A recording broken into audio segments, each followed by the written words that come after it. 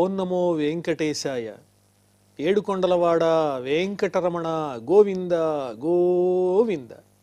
శ్రీ శ్రీనివాస శ్రీ వెంకటేశ గోవింద గోవింద. కలియుగ ప్రత్యక్ష దైవం శ్రీనివాస పరబ్రహ్మ అనుగ్రహ విశేషంతో శ్రీమద్భాగవతంలో దశమస్కంధంలోని విశేషాలు యథాశక్తి తెలుసుకుంటున్నాం.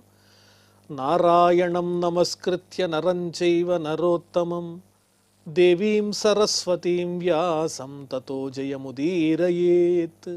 సుఖయోగీంద్రుల వారు పరీక్షిన్ మహారాజునకు శ్రీకృష్ణస్వామి దివ్యలీలా విశేషాలను వర్ణించి చెబుతూ ఉన్నారు. శ్రీకృష్ణస్వామి బలరామునితో కలిసి హస్తినాపట్టణానికి వెళ్ళాడు. లక్క ఇంటిలో పాండవులు కుంతి దగ్ధమైపోయారు అన్న వార్త విని, వాళ్ళలా దగ్ధం అవ్వలేదని కృష్ణస్వామికి తెలుసు. కానీ బంధువులతో పాటు అలా దుఃఖాన్ని పంచుకోవలసినటువంటి సందర్భం వచ్చింది కాబట్టి వెళ్ళక తప్పలేదు.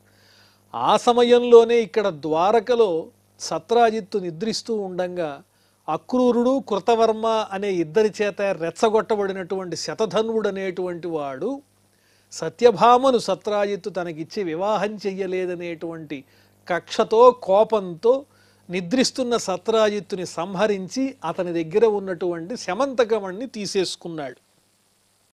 స్త్రీణాం విక్రోశమానానాం క్రందంతీనామనాథవత్ హత్వా పశూన్ శౌనికవత్ మణిమాదాయ జగ్మివాన్. అక్కడున్నటువంటి స్త్రీలందరూ కూడా దారుణంగా రోధిస్తూ అరుస్తున్నప్పటికీ కూడా పట్టించుకోకుండా నిద్రిస్తున్న సత్రాజిత్తును చంపేసి అతని దగ్గర ఉన్నటువంటి మణిని లాక్కుని వెళ్ళిపోయాడు. ఒక కసాయివాడు పశువుని ఏ విధంగా సంహరిస్తాడో ఆ విధంగా సత్రాజిత్తుని సంహరించాడు కఠినాత్ముడై ఆ శతధన్వుడు. సత్యభామాచ పితరం హతం వీక్ష్య సుచార్పిత వ్యలపత్తాత తాతేతి హాహతాస్మీతి ముహ్యతి.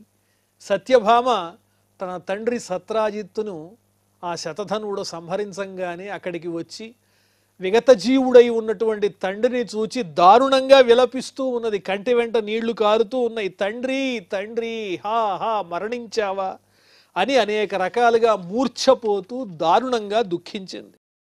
తైలద్రోణ్యాం మృతం ప్రాస్య జగామ గజసాహ్వయం కృష్ణాయ విదితార్థాయ తప్తాచఖ్యౌ పితుర్వధం.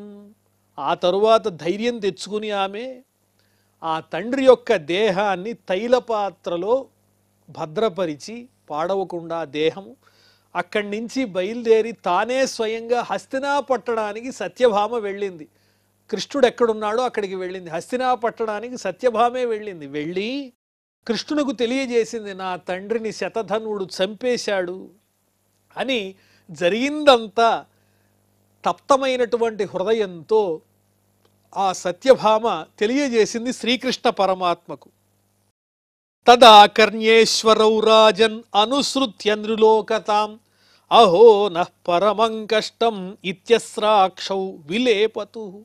ఆ మాట వినంగానే బలరామకృష్ణులు కూడా హాహా అయ్యో ఆయన సత్రాజిత్తుల వారు మరణించారా, మామగారు పోయారా అన్న విషయాన్ని దుఃఖాన్ని ఆ సత్యభామకు తెలిసే విధంగా శ్రీకృష్ణుడు దుఃఖపడుతున్నాడు, బలరాముడు దుఃఖపడుతూ ఉన్నాడు. కన్నీరు కారుస్తూ బలరామకృష్ణుడు కూడా విలపించారు. మానవ రూపాన్ని ధరించారు కాబట్టి మానవ బంధాలకు విలువ ఇవ్వవలసినటువంటి అవసరం ఎంతైనా ఉన్నది. కాబట్టి తన భార్య తండ్రి మరణించాడు మామగారు అని తెలియంగానే కృష్ణస్వామి కూడా దుఃఖపడ్డారు. ఆగత్య భగవాన్ తస్మాత్ సభార్య సాగ్రజః పురం శతధన్వానమారేభే హంతుం హర్తుం మణిం తతః. వెంటనే పట్టణం నుంచి తన నగరానికి చేరుకున్నటువంటి కృష్ణస్వామి సత్యభామతో అన్నగారితో పాటు తన నగరానికి చేరుకుని అక్కడి నుంచి సత్రాజిత్తుని సంహరించినటువంటి శతధన్వుడు ఎక్కడున్నాడో వెతకటమే ఉద్యమంగా పెట్టుకున్నాడు కృష్ణస్వామి బలరామునితో కలిసి. అలాగే అతని వద్ద ఉన్నటువంటి మణి కూడా తీసుకోవాలి. సోపి కృష్ణోద్యమం జ్ఞాత్వా భీతః ప్రాణ పరీప్సయ సాహాయే కృతవర్మాణమయాచత సచాబ్రవీత్.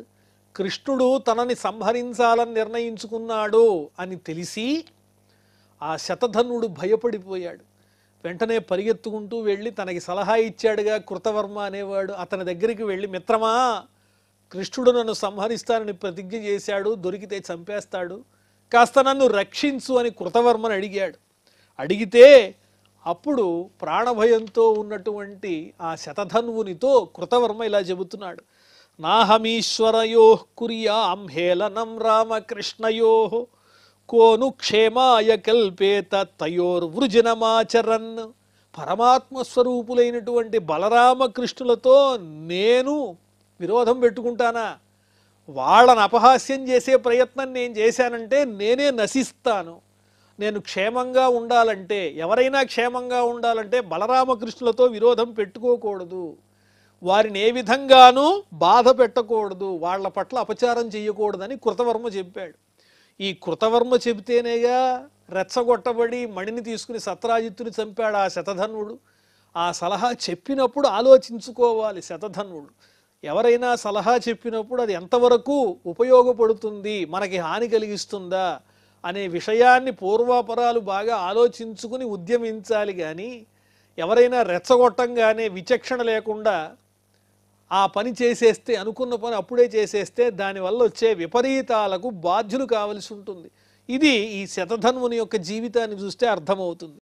కంస సహానుగో అపేతో యద్వేషాత్యాజిత శ్రియ జరాసంధ సప్తదశ సంయుగాన్ విరథోగత. ఇంకా చెబుతున్నాడు కృతవర్మ ఎవరితో? ఆ శతధన్వునితో. బలరామకృష్ణులతో విరోధం పెట్టుకోవటం, వాళ్ళు ఎంత గొప్పవాళ్ళో తెలుసా? కంసుణ్ణి అతని అనుచరులతో సహా ఆ శ్రీకృష్ణ స్వామి సంహరించాడు. అతడి చేతిలో, కృష్ణుని చేతిలో కంసుడు చంపబడ్డాడు.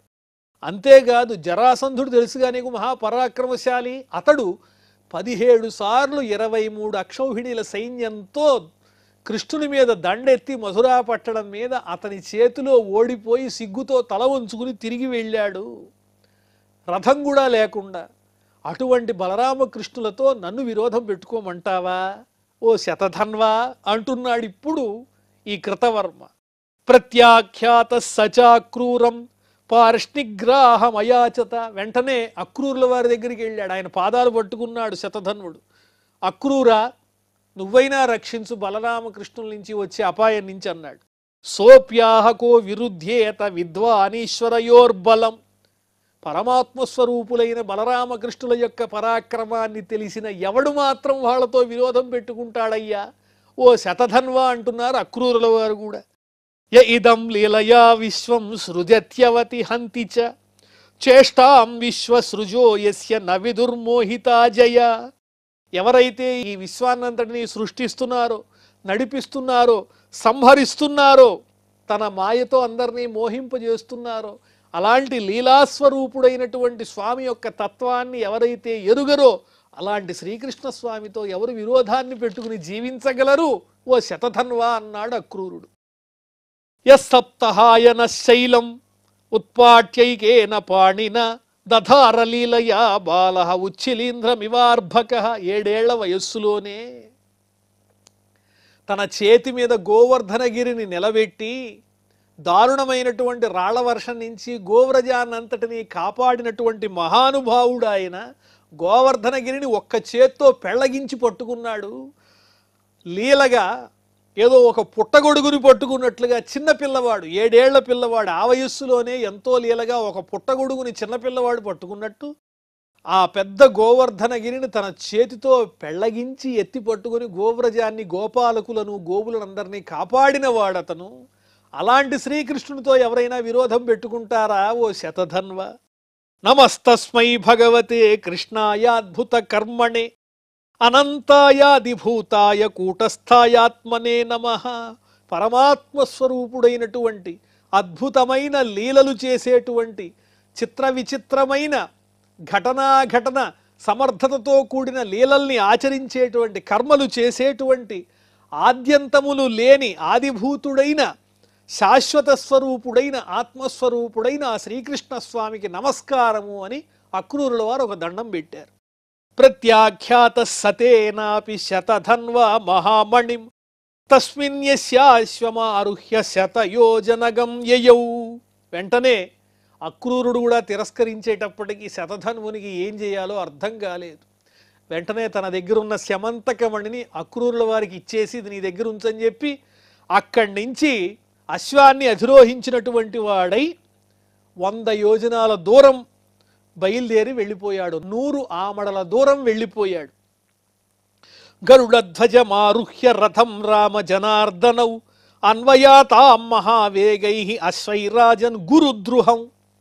గురువుతో సమానం, తండ్రితో సమానమైన తన మామగారిని సత్రాజిత్తుని చంపినటువంటి శతధన్వుణ్ణి చంపటం కోసం ఆ శ్రీకృష్ణుడు అన్నగారైన బలరామునితో కలిసి గరుడధ్వజం కలిగినటువంటి రథాన్ని అధిరోహించినటువంటి వాడై అతన్ని, ఆ శతధన్వుణ్ణి మహావేగమైనటువంటి గుర్రములు పూల్చిన రథంతో వెంటబడ్డాడు. వెంటబడుతూ మిథిలాయాముపవనే విసృజ్య పతితం హయం పద్భ్యామధావత్ సంత్రస్త కృష్ణోప్యన్వద్రవదృష. మిథిలానగర సమీపానికి చేరుకున్నటువంటి ఆ శతధన్వుడు గుర్రం మీద నుంచి దిగి, ఆ గుర్రం అలసిపోయింది, అక్కడి నుంచి తాను పరిగెత్తుకుంటూ వెళ్ళటం మొదలెట్టాడు. అతన్ని చూచి శ్రీకృష్ణస్వామి కూడా రథం మీద నుంచి దిగి అతన్ని అనుసరిస్తూ ఉన్నాడు. భయపడుతూ పారిపోతూ ఉన్నాడు అక్కడ ఆ శతధన్వుడు. పదాతేర్భగవాంస్తస్య పదాతి స్థిగ్మనేమిన చక్రేణ శిర ఉత్కృత్య వాససో వ్యచినోన్మణిం. పాదాలతో పరిగెడుతూ పారిపోతూ ఉన్నటువంటి ఆ శతధన్వుణ్ణి వాడి అయినటువంటి తన యొక్క చక్రాయుధంతో అతని శిరస్సుని ఖండించాడు శ్రీకృష్ణస్వామి. అతని దగ్గరే మణి ఉన్నదని కృష్ణస్వామి భావన చేశాడు. ఆ మరణించినటువంటి శతధన్వుని దగ్గరికి వెళ్ళి అతని దగ్గర మణిని అన్వేషిస్తే అలబ్ధమణిరాగత్య కృష్ణ ఆహాగ్రజాంతికం వృథాహతశతధను మణిస్తత్ర న విద్యతే. ఎంత వెతికినా కూడా అతని దగ్గర మణి కనిపించలేదు. ఆ మణిని అక్రూరునికి ఇచ్చేశాడు కదా, అతని దుస్తులలో మణి కనిపించలేదు. వెంటనే అక్కడి నుంచి తిరిగి వచ్చి అన్నగారైన బలరామునితో కృష్ణుడిలా అంటున్నాడు, అనవసరంగా ఈ శతధన్వుడు నా చేత చంపబడ్డాడు, శమంతకమణి ఇతని దగ్గర లేదు. తత ఆహ బలో నూనం సమణి శతధన్వన కస్మింశ్చిత్ పురుషేన్యస్త తమన్వేష పురం వ్రజ. వెంటనే బలరాముడు అన్నాడు కృష్ణునితో, ఓ సోదరా, ఓ కృష్ణ, ఇతడు మణిని నగరంలోనే ఎవరికైనా ఇచ్చి దాచిపెట్టమని ఉండవచ్చు, అందువల్ల అతని దగ్గర ఇప్పుడు మణి లేదు. కాబట్టి నువ్వు బయలుదేరి ఇక్కడి నుంచి నగరానికి చేరుకో, ద్వారకా నగరానికి వెళ్ళిపో అని బలరాముడు కృష్ణునికి సూచన చేశాడు. అహం విదేహమిచ్ఛామి ద్రష్టుం ప్రియతమం మమ ఇత్యుక్త్వా మిథిలాం రాజన్ వివేశ యదునందన. బలరాముడు అన్నాడు, ఎలాగూ మనం మిథిలా నగరం దరిదాపుల దాకా వచ్చేసాం, ఆ నగరం దరిదాపుల్లో బయట ఉన్నాం మనము, నువ్వు నగరానికి వెళ్ళు, నేను మిథిలా నగరానికి వెళ్ళి జనక మహారాజును చూచి ఆయన్ని పలకరించి వస్తాను, ఆయన అంటే నాకెంతో గౌరవం అని చెప్పి ఆ బలరాముడు ఇత్యుక్త్వా మిథిలాం రాజన్ వివేశ యదునందన, ఈ విధంగా చెప్పినటువంటి బలరాముడు మిథిలా నగరంలో ప్రవేశించాడు. తం దృష్ట్వా సహసోత్థాయ మైథల ప్రీతమానస అర్హయమాస విధివత్ అర్హణీయ సమర్హణై. బలరాముడు మిథిలా నగరంలో ప్రవేశించంగానే రాజభవనంలో జనక మహారాజుల వారు ఆ బలరాముణ్ణి చూచి ఒక్కసారిగా సింహాసనం మీద నుంచి లేచి ఎంతో ప్రేమతో శాస్త్ర విధితో ఆ బలరామునికి చేయవలసినటువంటి సత్కారము పూజ అన్నీ చేశారు. ఉవాస తస్యాం కతిచిత్ మిథిలాయాం సమావిభు మానితః ప్రీతియుక్తేన జనకేన మహాత్మన తతో శిక్షద్గదాం కాలే ధార్తరాష్ట్ర సుయోధన. ఆ మిథిలా పట్టణంలో బలరాముల వారు కొన్ని నెలల పాటు అక్కడే ఉన్నారు. జనక మహారాజుకి ఆనందాన్ని కలిగిస్తూ ఆయన చేత సన్మానింపబడుతూ చక్కగా. ఆ సమయంలోనే ధృతరాష్ట్రుని పుత్రుడైనటువంటి సుయోధనుడు మిథిలా నగరానికి వచ్చి బలరాముని దగ్గర గదాయుద్ధం నేర్చుకున్నాడు. అందువల్లనే ధృతరాష్ట్రుని కుమారుడైన సుయోధనుడు ఆ బలరాముని శిష్యుడని చెబుతారు. ఆ సందర్భంలోనే ఎప్పుడైతే బలరాముడు మిథిలా నగరంలో జనక మహారాజు దగ్గర ఉన్నాడో ఆ సమయంలోనే సుయోధనుడు అక్కడికి వచ్చి బలరాముని వారి దగ్గర గదాయుద్ధాన్ని నేర్చుకున్నాడు.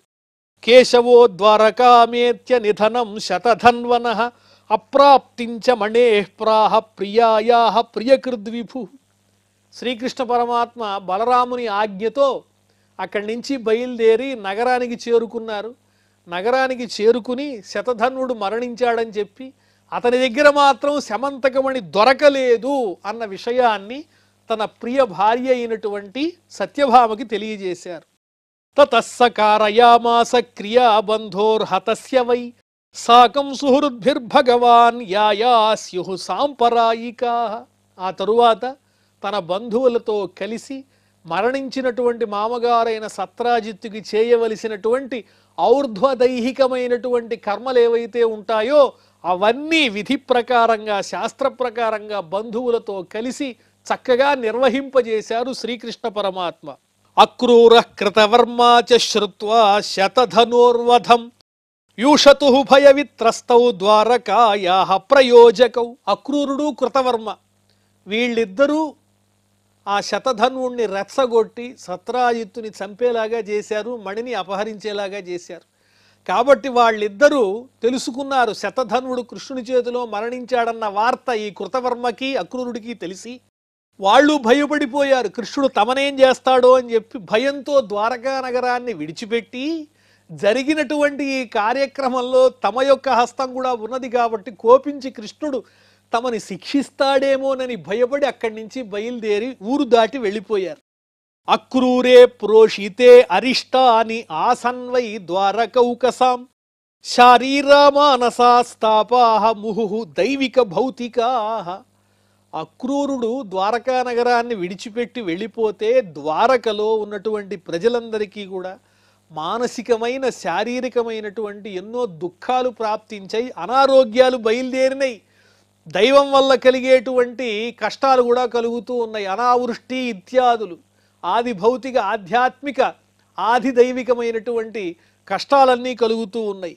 ఇత్యంగోపదిశంత్యేకే విస్మృత్య ప్రాక్ ఉదాహృతం మునివాస నివాసే కిం ఘటేతారిష్ట దర్శనం.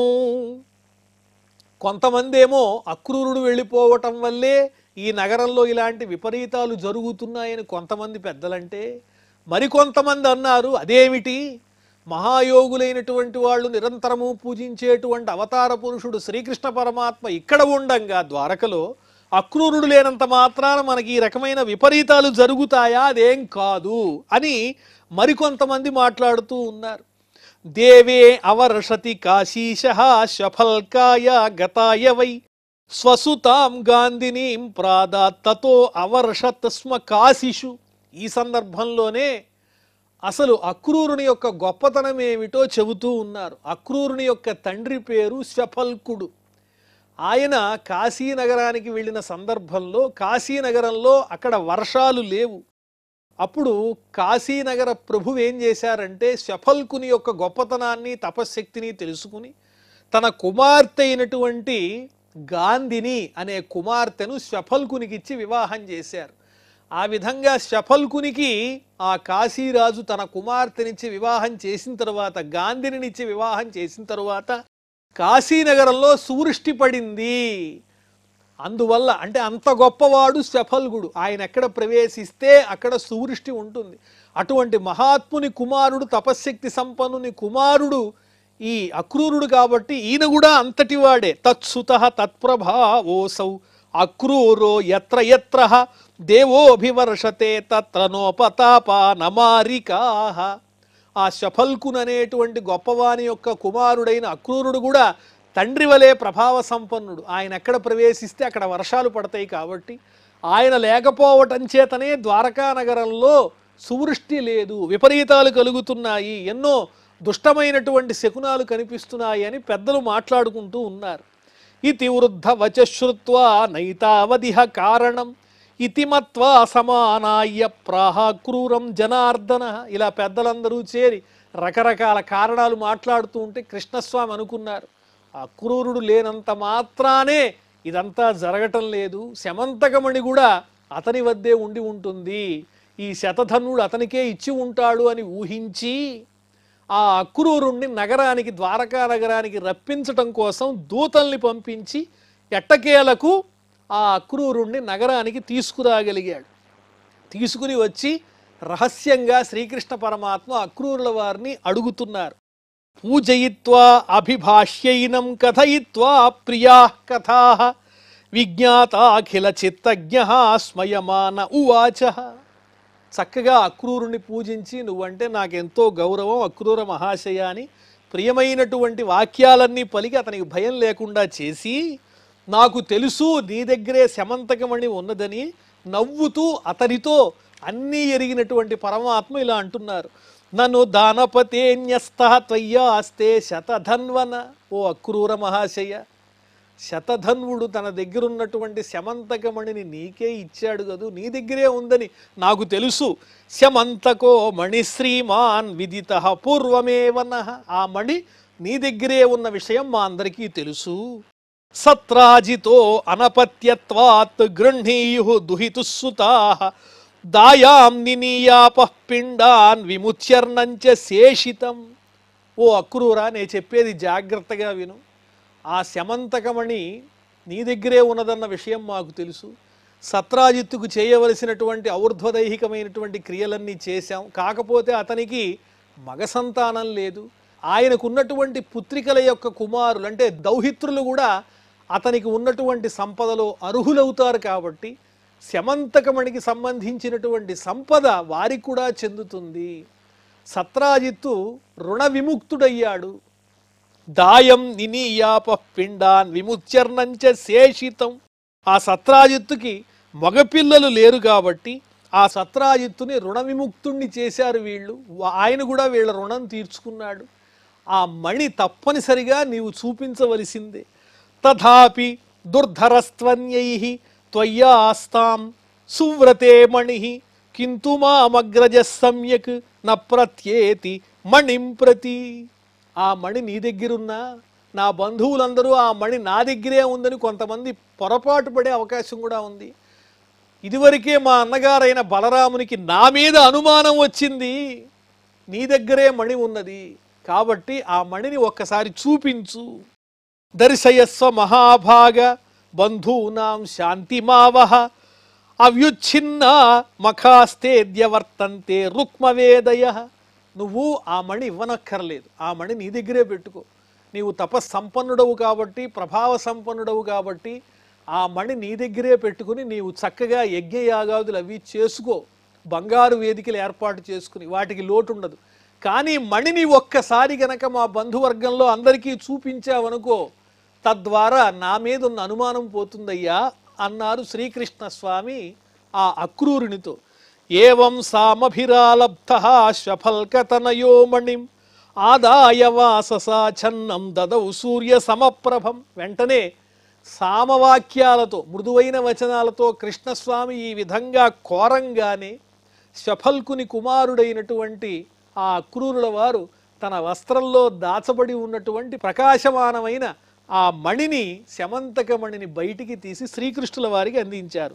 శమంతకం దర్శయిత్వా జ్ఞాతిభ్యో రజ ఆత్మనః విమృజ్యమణినా భూయః తస్మై ప్రత్యర్పయత్ ప్రభు. వెంటనే కృష్ణుల వారు ఆ శమంతకమణిని తన బంధువులందరికీ చక్కగా చూపించి తన మీద కలిగినటువంటి నిందని పోగొట్టుకున్నారు. ఆ మణిని తిరిగి అక్రూరుల వారికే ఇచ్చేశారు.